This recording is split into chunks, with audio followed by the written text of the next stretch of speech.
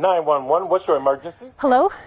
I am being threatened by an African-American man, and he's near me and my dog, and I feel very unsafe. Would you please send the police? Are you a white woman, ma'am? Yes, I am.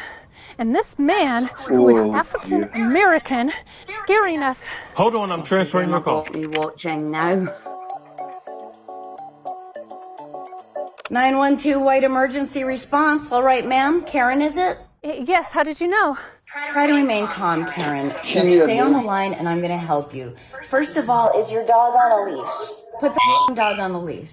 Now, Karen, there's a long history of white women making false accusations against black men and boys in this country, calling on the racist power of the state to threaten, to terrorize, to kill them in the name of defending the purity of white womanhood. You might not know that you know what you're doing, but you know what you're doing, okay? If the cops weren't racist, you wouldn't have called the cops, right? You still with me, Karen? You think that same attitude doesn't affect everything else you do? You ever serve on a jury, a hiring committee, Karen? A homeowners association? Hello, Karen? Hello? Okay, just stay put. We are sending help. We have units in the area, and they should be arriving now.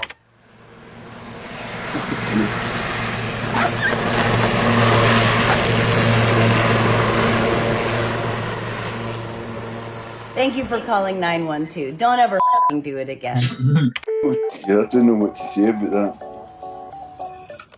912, what's your white emergency? There's a large, very loud group of African Americans here having a cookout, and I'm sure they don't have a permit. In fact, I was just on next door. Okay, Karen. It's pronounced Kieran. Have a seat, Karen. Literally, sit the down. Sitting down? Yes? All right, Karen. A lot of white people get very uncomfortable when black people show up where you don't expect them to be. And you know where that is? Wherever you are. The park, the swimming pool, your block, where they also happen to live. Maybe it's the continuing effects of school segregation, traditional bias, redlining. What's redlining? Cool, Karen. The point is, you don't ask yourself why you're uncomfortable. Instead, you convince yourself those black people are doing something suspicious, and you call the cops. You know how up that is, Karen? You ever think about how it feels to constantly worry about being perceived as a threat? I guess I haven't.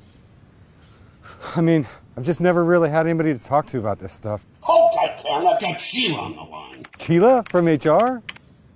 Hi, Kieran. Sheila, the only black person at your job, is going to hold your hand through an agonizing series of awakenings over the next few years, as you slowly begin to grapple with all the privileges your whiteness affords you, and just how deeply embedded your racism is. Yep.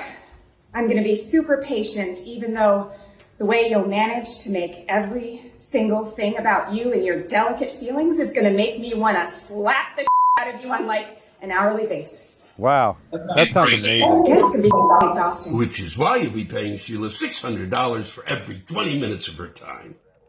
Still not enough. But what can I say? I'm a patriot. Thank you for calling 912. I hope I never speak to you again. I hope I never speak to you again. 912, what's your emergency? These animals, these thugs, they're out of control. They're looting the entire country. I'm scared for my life. You've got to send help. That's a emergency. Oh, stand on line. Oh, I like that end bit. I like that end bit, Emma. Very clever. I'm glad you're laughing. Right, was that meant to be funny? Was that maybe a joke? Politics. It was Donald Trump with the thugs that were taking over the country. So it's how old is that? That's quite modern, no? A modern video. It's a new video this year, yeah. It's just a clever idea. I don't know why they use the name Karen. I don't know if that's a thing in America that No, silly people are called Karen. It's a slang word for women, usually women who call the police or complain to the manager for no reason. Attention seekers, maybe. Yeah, basically that, yeah. And the joke is that they're always got short hair and they're called Karen. Did the police really say that? Or did he not the police? Yeah. The reasonings for calling the police are very real. Sadly, like the lady calling on the black man for just sitting there. The police cannot be raided, can they? In America. Yeah. Mental. Yeah. What do you think of people that do that anyway? Call on people for no reason. But Yeah. Aye, that was because it was really ridiculous. Well, it was quite funny because they just told them straight, which is exactly what they should do because nobody was doing anything wrong. Do people actually call up about stuff like that? Like, Yes. Yeah. eh? Yeah. It's a problem, unfortunately, in all over the world. White people calling on black people for nothing because they just happen to be in the park or just a bit. Can they get charged for doing that? Because if the black person's not done anything and they're wasting police time, can they not get charged? Sometimes they can, most of the time they don't. There was incidents, for example, there was a little girl, a black girl who was raising money to go to Disneyland.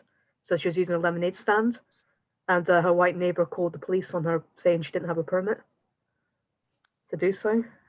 That's really sad. And there's some sad people. Like, very, very clever. Very clever. It actually made me think of a film I just recently seen, which was called Day of White People. Mm-hmm. Amazing. Watch it. It's fantastic.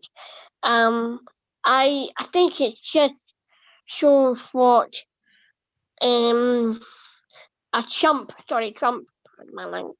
Sorry, I'll start again. What a chump, Trump is doing to America, and how a lot of people are trying to turn the clock back and racial diversity and putting everyone under under a cloud or a box, you know. And if you don't fit into that archetypal person, then you're deemed a threat. some really sad people that just can't see people for people. And then there was an incident where someone called the police on their neighbor because he was saying the person's being burgled. It turned out the person actually lived there. They just didn't like the fact he had a black neighbor. That's disgusting. Yeah. I can't believe. I thought the whole thing was a joke. I didn't think folk just phoned up when people weren't doing anything. No, it's a problem. It's a very big problem, unfortunately. That's not. Yeah. It kind of came up over the years, but it certainly has been talked about more since the death of George Floyd. If you're aware of that. Yeah. It's become more. Man, honestly, that was horrible. But it's basically it was basically done in a comedic way, but just to show how stupid it is. Well, it really does show how stupid it is because nobody was doing it and everyone's minding their own business. Nobody was getting hurt. Nobody needed to call 999 for anything. Yeah. For me, it's kind of like, what if the black person is autistic? Do you know how frightened they'd be or they'd be vulnerable? Do you know what I mean? Well, they could, it's not just that, they could think that the white person, wondering who they're on the phone to and what black person they're talking about and which person is dangerous. They could be sitting there panicking, thinking, all right, is that black person over there, like, because they're the same colour as me, if they got a weapon or something, why are they calling the police? I'd start panicking. That would, honestly, I swear to God, if I was in a shop and somebody phoned up and said, there's a black person in the shop and they're going to do this and do that, I'd be like, are they going to do that? But see, if there was no reason for that person saying that, that was really, really annoying me. Yeah. I feel sorry for people if they have to go out into the world and just because they've got a different colour of skin, the people call the police on them all the time. That's just, I don't get that. I thought that we were past that. I'm getting more theory, you know, I've seen them in that area. They're just racist and uneducated, as they were saying.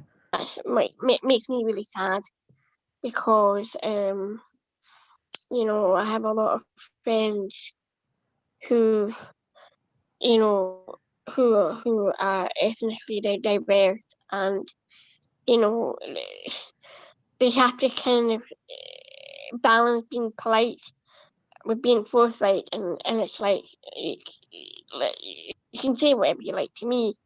I speak as I find, as they say. It gets you thinking how racism seems to be quite strong in America, and it's pulling at your. You're normally no racist. The person that's watching is pulling at your heartstrings to know what to do, because it just goes on and on and on. It's happening here in the UK as well, Andrew. I remember, Emma, there was a black sportswoman, and she got stopped by the police, and there was nothing wrong with her. You know, because she was black, she was stopped. Oh, you're driving a big car. And she was driving a big car because she was a rich black sportswoman. She got time on the news to explain it. But a normal person, when they get stopped, the frustration, they don't get time, the injustice of it. Well, they voted Barack Obama, and then he seemed quite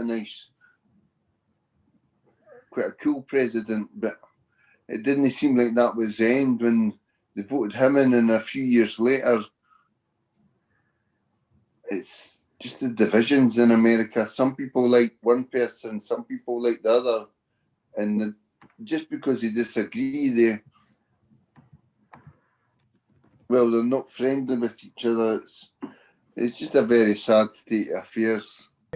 I'm quite sad to hear that people actually still see a black person and assume they're dangerous and bad. I'm actually attracted to black guys, and I actually think that, like, I get on with black. I've got black guys that are friends. I've got, like, honestly, I didn't see a difference at all. And if I see somebody acting like that, and I was with one of my black friends, like at the park or something, I'd be the first to say something. I'm like, what are you doing? You can't do that. Like, that's racist. And racist, is that not against the law? It technically is, but very few people are charged afterwards. They need to charge more people so that they didn't waste the time calling the police. I wonder how many calls the police get. Too many. If you're telling me this is normal, so I wonder how many calls they get a day when a black person's done nothing wrong. It's probably something you need to look at yourself, maybe. I think I am going to look into that, because that's wrong. That's discrimination, like how you can discriminate against disability. That's discriminating. That's racism. That's discriminating against the colour. I think 2020 has been a year of reflection.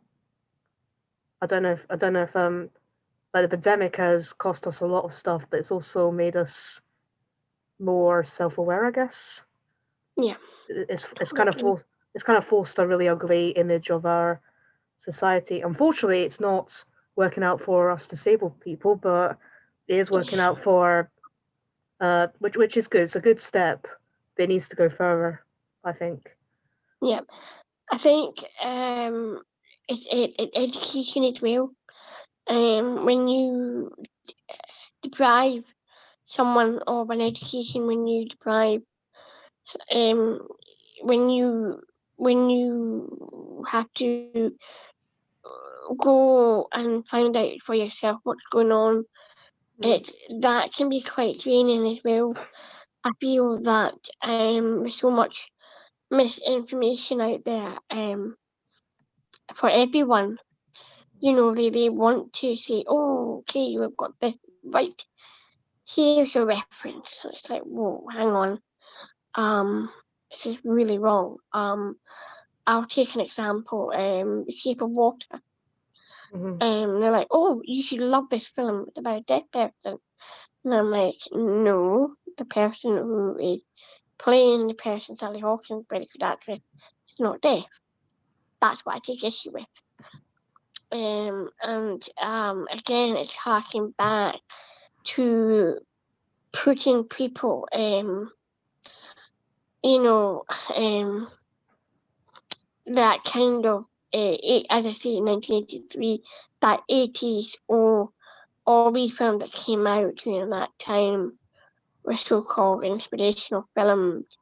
You know, that people keep telling me about.